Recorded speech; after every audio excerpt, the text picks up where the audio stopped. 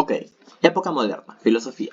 Recuerda que hemos hablado sobre lo que vendría a ser la época medieval, ¿ok? Perfecto. Ahora vamos a hablar sobre la época moderna. ¿Y a quién tenemos primero en esta época? A René Descartes.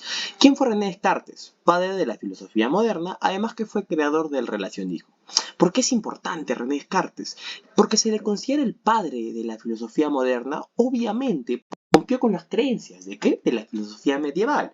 Porque recuerda, filosofía medieval y de ahí que sigue filosofía moderna, ¿no? Entonces, ¿qué fue René Descartes? El representante de la filosofía moderna. Fue el representante, fue el padre, etcétera, ¿no? ¿Por qué? Porque rompió las cadenas de la filosofía medieval para proponer este nuevo modelo de filosofía, ¿ok? ¿Y en qué se basó la filosofía de René Descartes? Simplemente en el conocimiento. Entonces, ¿cuál era el problema del conocimiento para René Descartes? Ok, René Descartes pensaba que el conocimiento tenía muchos problemas, ¿ok?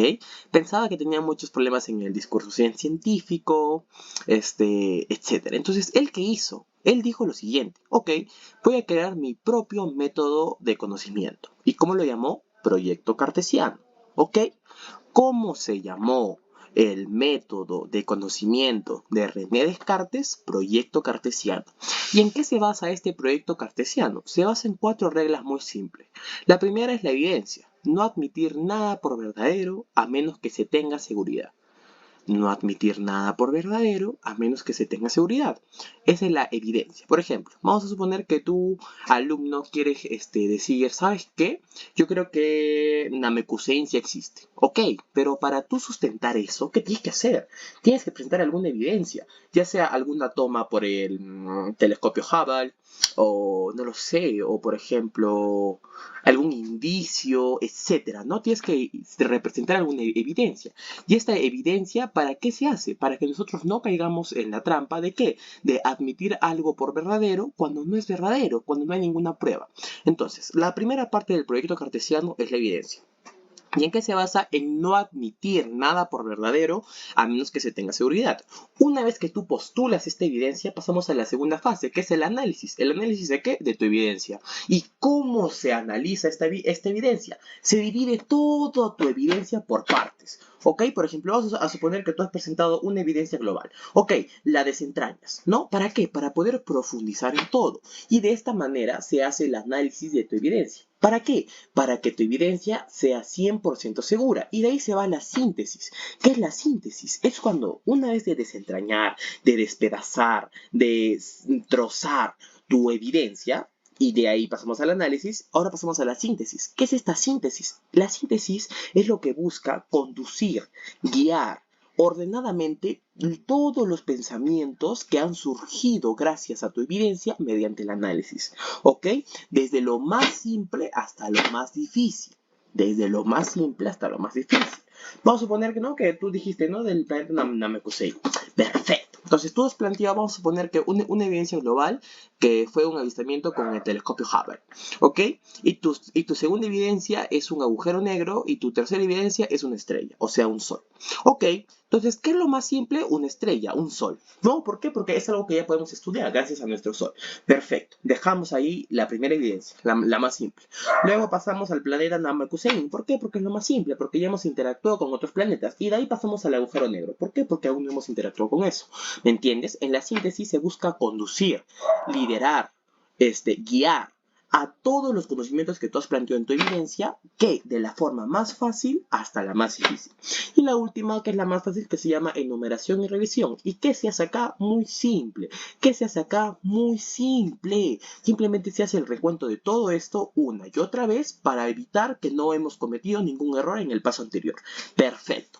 Así es simple. Ahora vamos a ir al cogito ergo sum. Pienso, luego existo. La duda metódica cartesiana, así lo llamó, ¿quién? René Descartes. ¿De qué trata esto? Ok, te lo planteo de esta manera, alumno. Es muy simple. Yo te digo, tú demuéstrame algo que sí exista. ¿Ok? Y tú, por ejemplo, me dirás, ay, pero qué fácil. A ver, te muestro pues mi celular. Y yo te voy a decir, no necesariamente. ¿Sabes por qué? Porque tal vez eso no puede existir, ya que en realidad tal vez nosotros estamos en un mundo sensible, ¿no? ¿Recuerdas que te comenté sobre el mundo platónico, sobre el mundo de las formas, un universo sensible y un mundo abstracto? Perfecto, ¿no? Ok. Y tú dices, Entonces, ¿qué dijo René Descartes? Dijo que el humano puede dudar de la existencia de todo. Puede dudar si nosotros somos una simulación, puede dudar si el planeta Tierra es plano, es ovalado, es esférico, es cuadrado, es romboide, es hectagonal, etc. Puede dudar de cualquier cosa. Pero cuando tú dudas, hay algo que es irrefutable, que es que estás pensando. Y al momento de tú pensar, ya estás existiendo, porque para pensar tienes que existir. Y de ahí viene la famosa frase cogito ergo sum. Pienso, luego existo. Perfecto. Y ahora, ¿cuál es el dios de Descartes? ¿Ok? Descartes dijo lo siguiente. Nosotros como humanos somos tan ínfimos, es decir, somos tan pequeños de mente, que es imposible que en nosotros crezca alguna noción, idea, pensamiento sobre un dios. Así que si Dios existe, es decir, si Dios es parte de nuestra vida, es porque Dios nos ha metido la idea en la cabeza. En otras palabras, si nosotros pensar en que Dios existe, Dios existe. ¿Por qué? Porque nosotros somos tan ínfimos para pensar en algo tan superior. Entonces, si nosotros podemos tener la idea de que hay algún Dios, es porque Dios existe, ya que Dios nos metió esa idea en la cabeza. En otras palabras, Dios es causa Dei. ¿Qué significa causa Dei? Causa de él mismo. ¿Ok? Perfecto. Ya. Y una cosa más. Ahora vamos a terminar. Ok. Y quería decir algo curioso sobre René Descartes. Como profesor, se me complica mucho. ¿Cómo me puedo acordar de René Descartes? Ok. Para empezar, vamos a ir por partes. Lo más importante. Proyecto cartesiano. Ok. ¿Por qué se le llamó a René Descartes? Descartes no era su apellido. ¿Ok? Pero ¿por qué se le llamó René Descartes? Muy simple. Porque él descartaba todo. ¿Ok? ¿Por qué? Porque recuerda que él creó su propio método. ¿Para qué? Para poner a prueba el conocimiento. Entonces él descartaba todo. Y como profesor, pero ¿cómo que descartaba todo? ¿Por qué? Porque recuerden que él dijo cogito ergo sum. Pienso, luego existo. Él no fue un filósofo más que congeniaba con Platón, o congeniaba con Aristóteles, o congeniaba con Sócrates, o no era como Plotino, que dijo, ya, Platón como que tienes razón, pero voy a sacar algunas otras ideas. No, él creó su propia filosofía. Por eso recuerden que él es el padre de la filosofía moderna. ¿Por qué? Porque rompió las cadenas de la filosofía medieval. Es decir, creó algo nuevo. No fue, por ejemplo, como Plotino. ¿Qué fue Plotino? ¿Recuerdan? Plotino fue creó, o por así decirlo, asumió las ideas de Platón y las mezcló con otra religión. No, para nada. Él creó algo nuevo. Por eso se le llamó René Descartes, porque descartaba todo. ¿Y cómo lo descartaba todo? Mediante su método, el proyecto cartesiano. ¿Y por qué dijo pienso, luego existo o cogito ergo sum? Por una cuestión muy simple. Porque tú puedes dudar de todo en tu vida, puedes dudar hasta desde si tú eres real, pero desde que dudas hay algo objetivo, que es irrefutable, que ya estás pensando. Y si estás pensando, por eso luego existes. Entonces, de ahí viene la frase, pienso, luego existo. Perfecto. Ahora vamos a hablar sobre el Blaise Pascal. ¿Ok? Ya, Blaise Pascal es muy simple. La famosa obra, por así decirlo, que él tituló, que se llamó La razón y el corazón, de Pascal. ¿Y de qué trataba esto? Y con una simple frase te lo resumo. El corazón tiene sus razones que la razón no entiende. ¿Qué buscaba Pascal con esto? Léanlo bien. El corazón tiene sus razones que la razón no entiende. ¿Y qué dijo esto? Que a veces nosotros no siempre podemos confiar en la razón, ¿ok? ¿Por qué? Porque al final en el corazón está lo más representativo de nosotros, está lo que nos guiará a la fe. ¿Y a quién encontraremos sanación? Blaise Pascal era una persona católica, ¿ok? Entonces, tal vez para ti tú dirás, no, más bien yo lo veo por otro aspecto, ¿no? Tal vez tú puedes decir, yo lo veo más por el aspecto de que a veces el corazón comete actos estúpidos y la razón no lo entiende. Yo también lo veo de esa manera, alumno. Pero Blaise Pascal es una persona muy religiosa. Entonces, Blaise Pascal, ¿cómo lo mira? Como que dice, ok, a veces la razón tiene sus razones para actuar, pero el corazón no las entiende. Entonces, ¿qué pasa con esto? Nosotros tenemos que hacer caso al corazón. ¿Para qué? Para poder seguir nuestros pensamientos íntimos, ¿ok? Nuestro instinto de ser humano, nuestra esencia. ¿Para qué? Porque esos instintos, esa esencia de ser humano nos guiará a la fe. Y aquí será donde encontraremos la sanación. ¿Ok? Ahora pasamos a John Locke. ¿Qué fue John Locke? Fundador del empirismo inglés, padre del liberalismo político. Ok. ¿Qué fue lo importante de John Locke? Que él ha propuesto una nueva manera para interpretar el conocimiento. Ok, recuerda, hasta ahora, todas las personas que han hecho su epistemología, recuerda el alumno que epistemología que era el conocimiento científico. Todos los que han hecho su epistemología, ¿qué han hecho? Todos se han basado en el conocimiento científico, en la razón, ¿ok? En la comprobación o en la falsación, si recuerdas, ¿ok? Pero ¿qué pasa? John Locke dijo, no, para nada, el conocimiento científico no se debe interpretar mediante la razón, se debe interpretar mediante los sentidos. Y tú dirás, ah, chucha, ¿cómo es eso, profe? Me ha bloqueado. Te lo explico. Y se resume en esta frase tan breve. Nada hay en el entendimiento humano que no haya sido recibido por los sentidos. Como dijo John Locke, cuando nosotros nacemos somos una hoja de papel en blanco, ¿ok? Una tabula rasa, una madera con espinillas, con espiga, ¿ok? Somos nada, como dijo John Locke, nosotros no somos nada, somos una estrella más en el universo. Y me preguntarás, pero profe, ¿por qué dijo esto? Porque recuerden, jóvenes, que la mente al final cuando nosotros nacemos es una hoja en blanco, que nosotros la vamos llenando de ideas gracias a nuestra experiencia. Experiencia familiar, experiencia con los amigos, experiencia en el colegio, experiencia en el trabajo, etc. ¿Ok? Y de ahí nosotros surgimos nuestra personalidad. Entonces podríamos decir que nuestras ideas surgen de la experiencia. ¿Por qué? Porque tal vez tú, por ejemplo, tenías un amigo que era tu pata, ¿ok? Pero lo clásico, ¿no? Te pidió plata prestada, nunca te pagó y la amistad se rompió. Entonces tú, gracias a esa experiencia, ya tuviste una idea. ¿Que cuál es la idea? Nunca prestarle plata a los amigos, ¿ok? O por ejemplo, tu enamorado te fue infiel, o tu enamorada te fue infiel. ¿Y tú qué dices? No, todas son iguales. No, todos son iguales. ¿Sabes qué? Yo me vuelvo leca. O ¿sabes qué? Yo me vuelvo gay, ¿no? Por ejemplo. ¿Ok? Entonces, recuerden que para John Locke, de las ideas surgen de la experiencia. Las ideas surgen de la experiencia. Y hay dos tipos de ideas para John Locke. Las externas y las internas. ¿Cuáles son las externas? Todo el tacto, nuestros sentidos. ¿Ok? Lo que perciben los objetos exteriores. El frío, el calor, lo áspero, lo blanco, un carro, una moto. No podemos mediante el palpo podemos identificar si es un carro, una moto, etcétera, ¿ok? Estas son las ideas externas, ¿no? En el mismo nombre lo dice, externas, porque son del tacto, ¿no? De lo que sientes externamente. Y ahí están las ideas internas, que es la reflexión. ¿Qué es la reflexión, jóvenes? Recuerden y nunca se olviden, la reflexión es el proceso mediante el cual el alma puede llegar a consagrarse con uno mismo. Es decir, gracias a la reflexión tú puedes llegar a percibir, a sentir, a reaccionar contigo mismo y tu alma. ¿Para qué? Para saber quién eres, qué sientes, cuáles son tus propios problemas, para percibir, pensar, conocer, querer, etc. Entonces, de las ideas hay dos, externas, todo lo de afuera, internas, todo lo de adentro, el alma. Perfecto, jóvenes. Vamos con Immanuel Kant. Immanuel Kant fue el fundador y el representante del criticismo.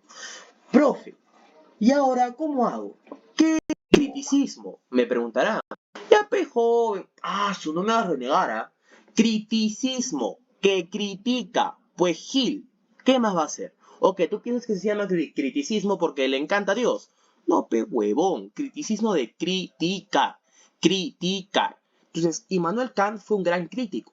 Pero, profe, ¿y ahora cómo hago? ¿Cómo me voy a acordar? Además, usted me está diciendo que tiene 3 obras importantes. Pucha, deben ser largas. No, pe, papito. Todo es crítica. La crítica a la razón pura, la crítica a la razón práctica, la crítica del juicio. Todo lo que te diga crítica en filosofía, Immanuel Kant. O, en todo caso, criticismo. Pero para tu buena suerte, la ONS ha sido bueno contigo y en el criticismo solo te ha puesto a Immanuel Kant. Así que todo lo que te diga con Immanuel Kant o lo que te diga con criticismo, tú lo desarrollas. Si te viene la palabra Immanuel Kant, tú ya piensas criticismo. Y si te viene la palabra criticismo, tú ya piensas Immanuel Kant. Perfecto. Sus 3 obras más importantes. Empezamos con la primera, que es la más importante. La crítica a la razón pura. El que dice, a ver, la crítica a la razón pura. Acá simplemente él aborda el problema de los límites para el conocimiento humano. Simple. La crítica de la razón práctica. Acá él aporta argumentos para la existencia. ¿Pero la existencia de qué? La existencia de un Dios. Y por último, la crítica del juicio. Aborda nuestro juicio estético, es decir, lo que consideramos bellos, y nuestros juicios teológicos. Ok, vamos a ir por 2 porque en la crítica del juicio aborda 2 juicios. Nuestro juicio estético, ¿qué es la estética? Recuerden, jóvenes, la estética es, por así decirlo, la capacidad del ser humano para poder percibir belleza en cosas naturales o artificiales hechas por el hombre. Entonces, acá en el juicio estético él dice lo que consideramos bello. Y acá sale una famosa frase que tal vez ustedes la han escuchado, y él decía, Como por ejemplo, para pisar a una cucaracha, nadie se escandaliza, ni nadie se alarma, ni nadie se indigna, ni nadie se molesta. Pero como por ejemplo para maltratar a un perro, o para pisar a un perro, o para matar a un perro, toda la gente sale en su defensa. ¿Ok? O que ahora ha sido convertida, transformada, en la famosa frase, está bien matar moscas, pero está mal matar mariposas, ¿no? Perfecto. Ese es. Y la siguiente crítica es la crítica a nuestros juicios teológicos, jóvenes. Teológicos. ¿Qué es la teología? Es la ciencia que estudia la religión. ¿Ok? Entonces, si dice juicios teológicos, ¿a qué se refiere? Sobre la finalidad de las cosas. Pero, profe, no entiendo. Si dice juicios teológicos, ¿cómo se refiere a la finalidad de las cosas? Uy, pensando, pues, hijito bello, si dice lo que vendría a ser a los juicios teológicos sobre la finalidad de las cosas, se refiere a la finalidad, pues, del mundo. A ver, recuerda que Immanuel Kant fue el fundador y el representante del criticismo. Y si en su segunda obra, tal cual te está diciendo, La crítica de la razón práctica, él aportó argumentos para la existencia de ¿qué? De un Dios. ¿Qué te crees, hijito, que se llama sobre la finalidad de las cosas? Es muy simple. Él dijo que la finalidad de las cosas, es decir, la finalidad de nuestra vida, va a acabar y nosotros vamos a ir con Dios. Por eso se llama juicio teológico de religión sobre la finalidad de las cosas. Sino que yo, joven alumna, te lo pongo de esta manera. ¿Para qué? Para que puedas entender que a veces la UNSA te va a bloquear, te va a huevear, te va a agarrar de sonso, te va a agarrar de pastrulo, de idiota, etc.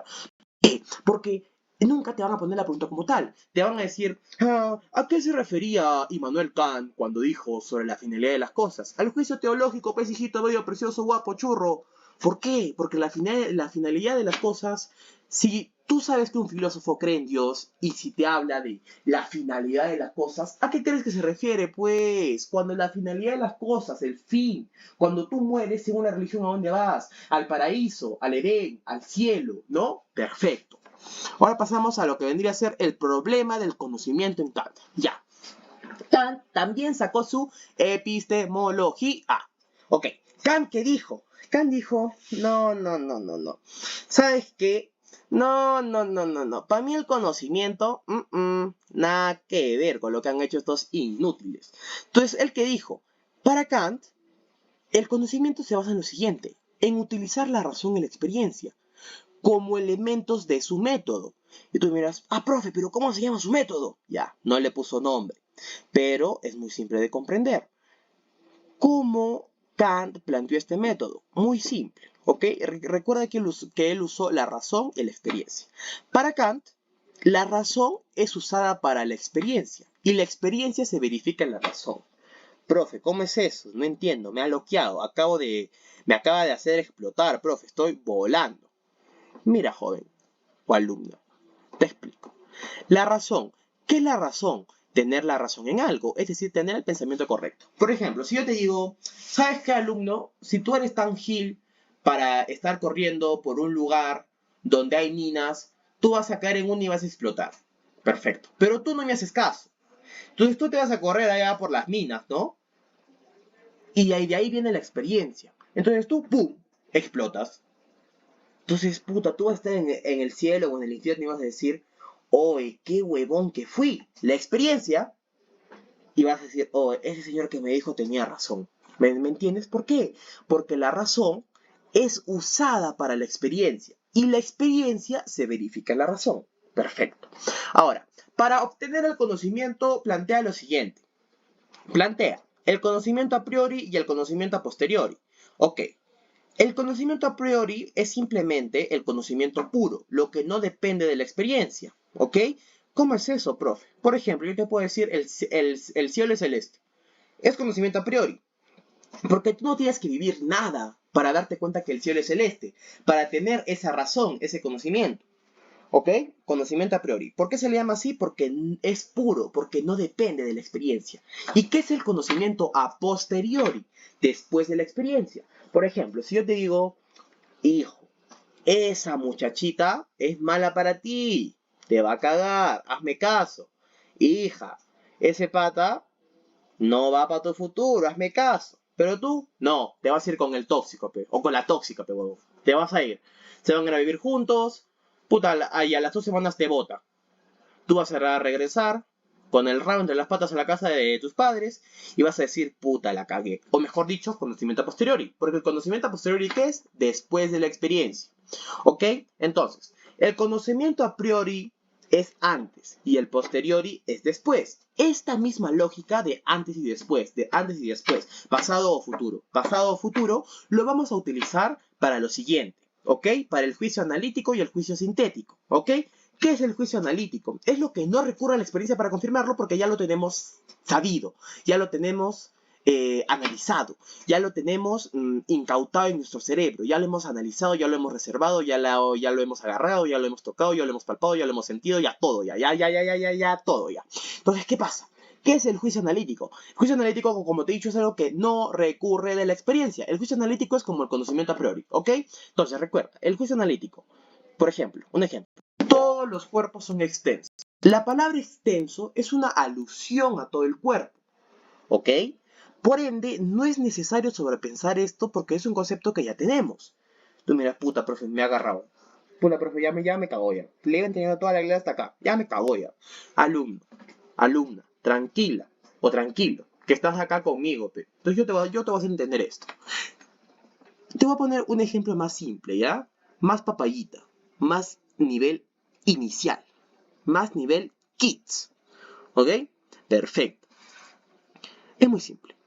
Si yo te digo, por ejemplo, todos los hombres no mienten. Mira, todos los hombres no mienten. Tú vas a decir, ah, sí, pe, es verdad, pe, porque claro, pe, puta, ta que deben haber hombres, pe, que sí, que son buenos, ¿no? Ya está. ¿Por qué? Porque el juicio analítico no recurre a la experiencia, ¿ok? O sea, tú aún no has vivido un desamorío amoroso, ¿no? Por eso es que tú dices, ah, no, pe, sí, pe, ta que ese profe, pe, tiene razón, pe, concha su madre, ta que qué inteligente ese huevón, oye, debería ser premio Nobel, concha. Claro. ¿Por qué? Porque el juicio analítico no depende de la experiencia, para nada. ¿Ok? Perfecto. ¿Y ahora qué es el juicio sintético? Ya, es después de la experiencia, pero vamos a cambiar un poquito, le vamos a cambiar el significado. El juicio sintético, perdón, es lo que ya tiene que ser demostrado, es decir, depende de la experiencia. Por ejemplo, si yo te digo, ¿sabes qué? Todos los cuerpos son pesados. Tú me vas a decir, oye, pero ¿qué tiene este huevón, oye? Ta que si yo he estado con una flaquita que pesa 60 kilos, con una flaquita que pesa 70 kilos, con una flaquita que pesa 65 kilos, ta que y unas pesan diferente, pe, encima del otro, pe. ¿Qué habla este huevón, ah? Ya. Te voy a poner un ejemplo más, ¿cómo es la palabra? Te voy a poner un ejemplo más kids, ¿ya? Un ejemplo más, inicial. Por ejemplo, si yo te digo, todos los... todo, ya está. Si yo te digo, por ejemplo, mira, algo tan simple, te digo, todas las academias son iguales, ¿no? Y tú como un fósil que eres, tú ya como algo, pe, ya que aso, que... Aso, mano, como que hueles un poquito a petróleo, ¿ah? ¿No? Tú como que ya eres algo, tú me vas a decir, no, para nada, ¿sabes qué? Mira, yo ya estoy en todas las academias y mira, te puedo decir que la Mendel es diferente a la Bryce y la Bryce es diferente a la Keva y la Keva es diferente a la Briseño y ya está, ¿no? ¿Por qué? Porque tú ya lo has demostrado, porque ya depende de tu experiencia, porque tú ya has tenido experiencia en todas las academias. Por ende, si yo te digo, todas las academias son iguales, tú me vas a decir, no, ve, profe, porque sabe qué, que por ejemplo en la academia Filming está el profe Richard, pe, puta, y en la academia Briseño, pues no está el profe Richard, pero está el profe Furia, pero el Furia, puta, que... No, ¿ves? Juicio sintético, experiencia. Perfecto. Y además, algo muy interesante. Copérnico, ¿qué fue Copérnico? Mira, aprendiendo cultura general con Ítalo. ¿Qué fue Copérnico? Copérnico fue el que confirmó, afirmó, refutó, y ahí no solo eso, sino hizo ley universal, que ¿qué dijo? Que el Sol no es el que gira alrededor de la Tierra, ya que hace mucho tiempo se pensaba que el Sol giraba alrededor de la Tierra, sino es al revés. La Tierra gira alrededor del Sol. Kant demostró lo mismo. Kant demostró que el conocimiento no es el objeto que determina al sujeto, sino es el sujeto el que determina al objeto. Tú mira, puta, profe. Ya la cagó otra vez. Puta, profe, qué malo que es. Profe, lo está entendiendo todo perfectamente hasta esta parte, profe. Oye, profe, a la firme que alaraco que es. No, yo no entiendo eso. Te explico, alumno. ¿Ok? Tranquilo. Cierra tus ojitos y te voy a contar una historia para que entiendas. Paquito tenía el conocimiento de que el condón se abría con los dientes. Pero Paquito por huevón lo abrió con los dientes y lo rompió. Entonces Paquito dejó a su enamoradita embarazada. Y ahí Paquito entendió que no se abría con los dientes, es decir, que los dientes no eran los que determinaban al condón, sino al contrario, el condón era lo que determinaba a los dientes, o mejor dicho, el condón era lo que determinaba cómo se debía abrir. Esto es lo mismo, lo que te quiere decir acá Immanuel Kant, ¿qué te quiere decir? Te quiere decir lo siguiente, Immanuel Kant te quiere decir que el conocimiento no es lo que determina al sujeto, perdón, o sea, por ejemplo, tú puedes tener todo el conocimiento del mundo, pero eso no quiere decir, por ejemplo, tú puedes ser un conche de su madre en psicología, puedes saber los libros de psicología al derecho y al revés, una saga entera, pero eso no te va a determinar que vas a ser un buen psicólogo. ¿Ok? Al contrario, el intento de ser un buen psicólogo, el querer ser un buen psicólogo, es lo que va a determinar a tu conocimiento. ¿Ok? Por eso, jóvenes, y presten mucha atención acá, de aquí es donde vienen las partes. El conocimiento, miren acá lo voy a seguir, el conocimiento, es decir, por ejemplo, vamos a poner el conocimiento de psicología. El conocimiento no es el objeto. ¿A qué se refiere con objeto? Por así decirlo, el conocimiento no es lo que transporta, o mejor dicho, el conocimiento no es lo que dirige. ¿A dónde? Al sujeto. ¿Ok? O sea, por ejemplo, el conocimiento no es lo que dirige al psicólogo, sino al contrario, el psicólogo es el que determina la dirección del conocimiento. ¿Ok? Perfecto. Ok, jóvenes. Ahora, ¿qué es la metafísica? ¿Ok? Un tema que veo que la UNSA se lo ha comido esta vez, pero bueno. Igual yo acá, tu profe acá te lo trae. ¿Qué es la metafísica? Simplemente la metafísica es otra rama de la filosofía que estudia. Estudia la naturaleza, la estructura, los componentes, etcétera, etcétera, etcétera. ¿De qué? De los principios fundamentales de la realidad. Es decir, la metafísica se podría decir que es algún tipo de epistemología, algo así. ¿Por qué? Porque creo que la epistemología no creían ni en el espíritu, ni en el alma, ni esas cosas. Ellos solo creían en el método científico. Ya la metafísica es algo así, ¿ok? La metafísica es como que busca que todos los conocimientos de la filosofía se vean transversados o se vean reflejados en la realidad, ¿ok? Perfecto. Una vez que ya sabes esto, te voy a hablar sobre la imposibilidad de la metafísica, de Kant. Kant, ¿qué dijo? Que nosotros solo podemos conocer los fenómenos. ¿Ok? ¿Por qué? Porque el fenómeno es aquello percibido por la sensibilidad. Tú miras, puta, profe, ya me cago otra vez ya. Ya, profe, le está entendiendo hasta acá y ya la cagó ya. Profe, ¿cómo me va a hacer eso? Puta madre, profe, yo dije ya, este año la hago. No, alumno, escúchame. Te lo voy a volver a repetir, ¿ok? Para Kant, nosotros solo podemos conocer los fenómenos. ¿Por qué? Porque este fenómeno es algo percibido por la sensibilidad. ¿Qué es la sensibilidad? Tus sentimientos, pues, hijito. Entonces, y te voy a poner en esta frase que es lo único que tienes que aprender y préstame mucha atención. No podemos conocer el nuomeno, o denominado cosa en sí. ¿Por qué? Porque el nuomeno es aquello que no proviene del conocimiento empírico. Tú me dirás, puta, profe, ya la acabó otra vez, ya concha de su madre, profe. Profe, ¿por qué me hace esto? Ustedes dirán. Okay. Uy, jóvenes, perdón. Disculpen un momentito que ya volvemos ya. Ok, nos quedamos ya aquí al ultimito. Entonces, ya, vamos a ir por otra parte. ¿Qué es el conocimiento empírico? ¿Ok? Que es muy importante. El conocimiento empírico, alumnos, es lo que se basa en la adquisición de los conocimientos a través de la percepción sensorial y la propia experiencia. ¿Ok? Entonces se podría decir que Kant cree en el conocimiento empírico. ¿Por qué? Porque recuerda que Kant todo el conocimiento lo pone o antes de la experiencia o después de la experiencia. ¿Y qué es el empirismo? El empirismo es toda la adquisición de conocimientos a través de la percepción sensorial y la propia experiencia. Entonces, Kant, ¿qué te dice acá? Que nosotros no podemos conocer la cosa en sí. ¿Por qué? Porque esta cosa en sí, esta cosa X, o sea, podría ser cualquier cosa, es algo que no proviene del conocimiento empírico. Por ejemplo, si yo te digo, la Tierra se creó hace 5.2 millones de años, ya está. Ok, ¿esto es conocimiento científico? Sí, pero ¿es conocimiento empírico? No, para nada, porque tú no lo has sentido, tú no lo has vivido, tú no tienes experiencia. Si yo te digo, ¿sabes qué, alumno? Mira, a ver, deja de pensar, ¿sabes qué, alumno? Puta, a ver, ¿sabes qué? Te cuento, en 1955 se legalizó que la mujer pueda votar. Tú me dirás, qué bien, pero yo no lo siento.